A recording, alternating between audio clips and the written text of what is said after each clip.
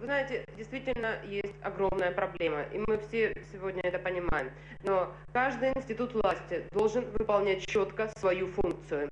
И мы должны сегодня понимать, что та проблема, которая поднята в Евпатории, когда люди находятся в этом доме, есть городские власти, которые полностью формируют проблему и которые берут на себя сегодня ответственность. Городская власть весь пакет проблем, который был, передала в Кабинет министров. По всем проблемам, которые были обозначены, Кабинет министров принимает решение. Сегодня не остановлена ни одна копейка финансирования.